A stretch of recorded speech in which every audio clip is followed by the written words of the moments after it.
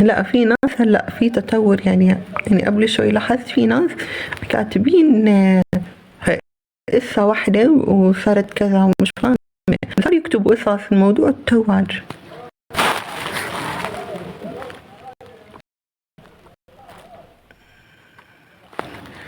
وده خواتي نشاط عائلي هم بيعملوه من زمان. محمد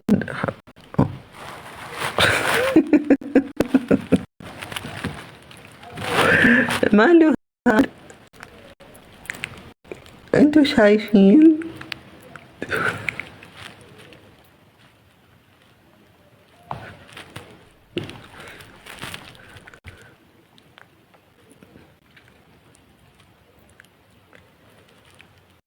ماشي، اعملوا لنا القلب البريطاني هاد اللي هو 195 فوق. هاد انتوا عاملين متابعة يظهر لكم القلب البريطاني عند اسمي فوق. يلا كملي لنا القصة. عرفنا خالها طلع شريك وعارف وهيك وهي بنتها وشو. تكمل لنا الحكاية شو فيك. يا الله بشوف حاجات عندي في اللايف ملاش توضيح صراحة.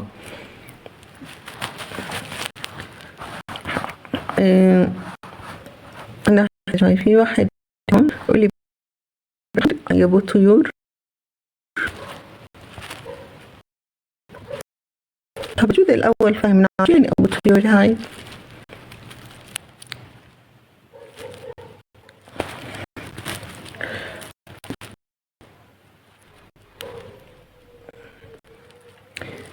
يعني عندك أجنحة ومش فاهمة شيء، أنا مش قادرة أستوعبهم.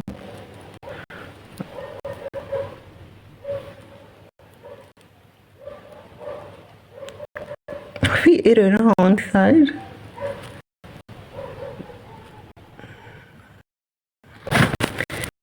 ويعمل جناء وعم قبل الأيسر.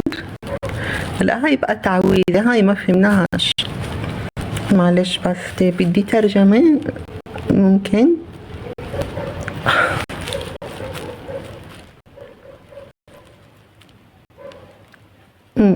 ترجمون. الشخص هذا يفوتني في الحيط. في أجنحة لا ترنى. أنا دايما يراودني حلم إني أكون عم بطير